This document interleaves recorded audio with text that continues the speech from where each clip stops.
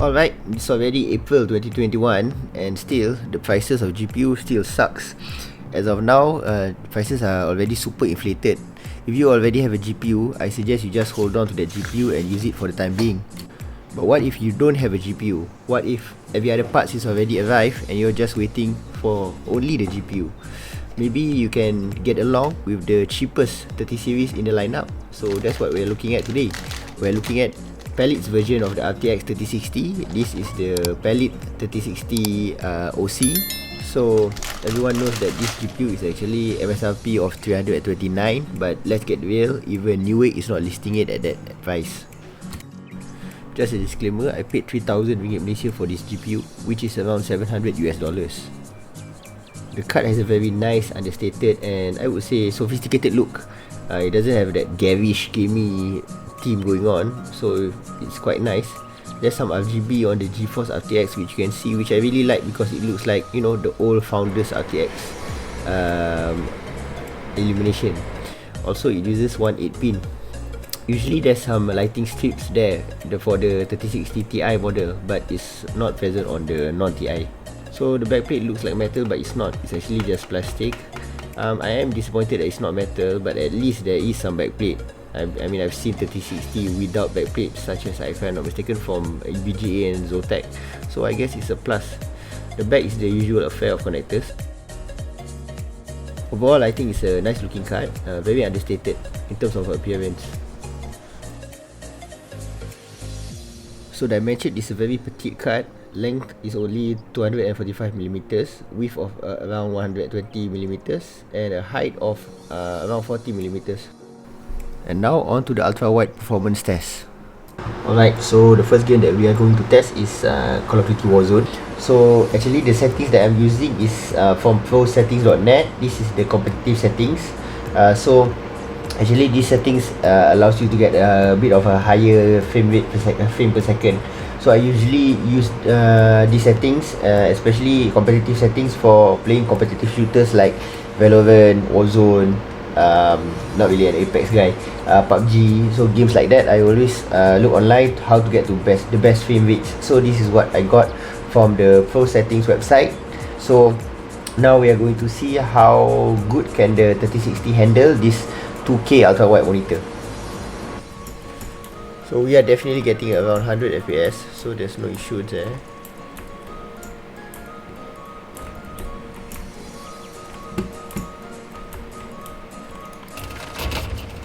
Nice. I mean, it's not really stable 100 FPS. I would say it's a bit fluctuating. Inside we're getting like 100 FPS easy, but so basically inside is around I would say 100 FPS, but outside the FPS is gonna drop around 20, so it's gonna be like 80 FPS outside. So another game that we are going to try is Pubg. This is another game that without DLSS, so we don't have any additional help as far as getting higher frame rates on this Nvidia GPU. So but we are going to see if the basic performance along with the competitive settings can provide decent gaming experience. Keep in mind that generally I always say that 60 FPS is fine for single player, but you generally need more than 100 FPS for competitive multiplayer like PUBG. So we're getting around 92 FPS, and this is with Ultra.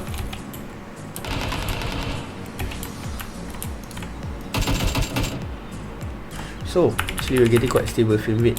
Actually, if you lower the graphical setting, you can easily exceed 100. I mean, we're playing Ultra. You play at low or something, it's gonna be surely it's gonna be more than 100 FPS constant. You know what? We're gonna try it right now.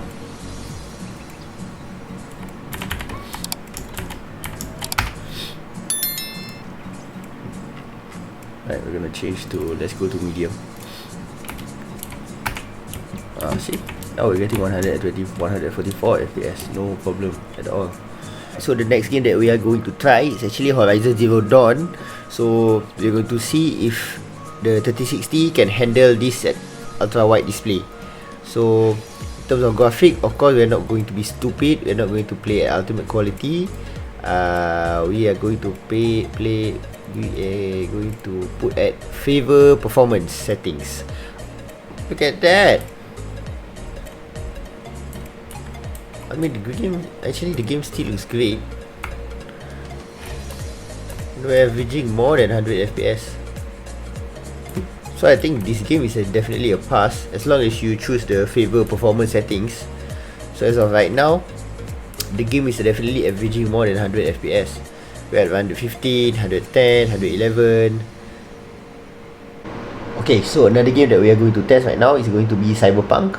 So we're gonna see how Cyberpunk is gonna handle. The good thing about Cyberpunk is that it has DLSS. So after this, we are going to do a few games that has DLSS and see how much the performance benefit it is. I'm expecting there's gonna be a lot of improvement. So I guess for Cyberpunk, I won't be playing at low because actually the game, I quite like the graphic of this game. It's a game that I would say that if you invest in the graphic, a good graphic card, I mean, some games that you increase the graphic settings, but you know the game doesn't really look that much different or nicer. But Cyberpunk is a bit different. I do feel that as you scale up the graphic, you can see a drastic improvement in terms of graphic quality. So I'm playing with medium settings right now. We're just using the preset. There's the low, there's the custom. No, we're not. We want to use the custom one. Not gonna go with low. We're gonna play with medium. Okay, without the LSS, we're getting around only 40. So I would consider this a bit unacceptable. Would prefer if we can get 60 and above. So using DLSS and ultra performance, we're getting around 75 FPS, which is actually quite impressive. The game still looks nice, so it's not like macam suddenly you're getting a severe hit on like graphic quality or anything. So the next game that we are going to try is actually Call of Duty Call of Duty Cold War. And the advantage of this game, unlike the Warzone sibling, is that this game actually has DLSS, and I think this game should provide us much better performance. So with DLSS quality, I think it's quite obvious. We are easily getting 100 frames per second. So for me, this is great. Bullshit. You can expect more than 100 FPS constant for this game. Okay, so right now we're going to try and play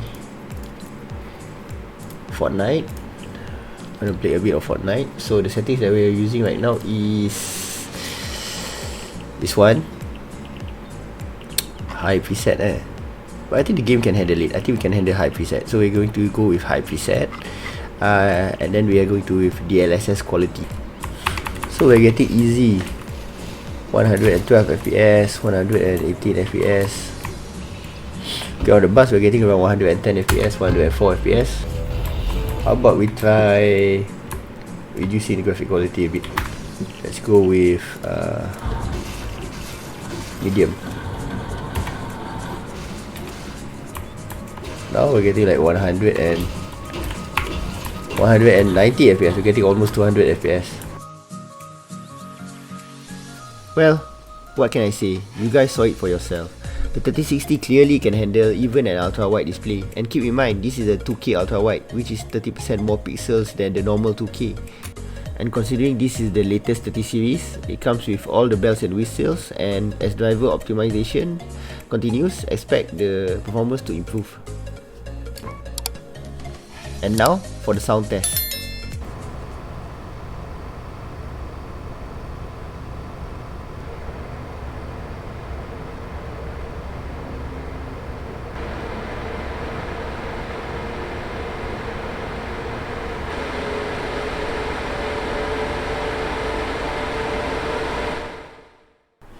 So I think it's pretty clear from the fan noise is that as long as you keep the fan speed below 75%, you should be fine. The sound from the fan is actually minimally intrusive and not louder than your typical case fan.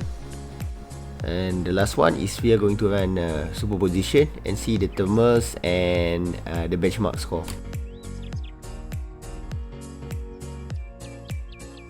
So we can see here that we are maintaining our overclocks nicely. It's very stable. It's maintained at 2092. In terms of thermals, you can see that we are just getting 66C at 78% fan speed. So that's not too bad. That's not bad at all, considering the overclocks and the memory overclocks and everything. So we get the score of around 4,950, almost 5,000. It's not too bad, honestly. It's not great, I know. If you're coming from a 3080, it's not great, but it is a very decent score. So thank you for watching until the end of the video. So like I said in my conclusion, if the question is can the 3060 handle an ultra wide 2K, definitely it can. So if you're using just 2K or 1080p, you should be good to go. The 3060 can handle most games, no problem. I mean the 3060 right now is not great value. It's not like it's at MSRP, but at least it's only 2 times the price. Right now 3070 and 3080 are going for 3 times. Sometimes the 3080 especially is selling for 4 times the price of MSRP. So when you consider that, the 3060 is, I mean, not such a great value. If you have a graphic card right now, don't buy a new graphic card. Just stay with your current GPU, whatever it is. Maybe it's a 1080, 1080 Ti, maybe a 2060. Just stay with that graphic card right now until the prices stabilize. But if you're desperate, the 3060 is definitely a solid choice. Anyway guys, we have reached the end of the video. Do the usual YouTube stuff, like and subscribe down below to help support me and my journey. See you guys next time.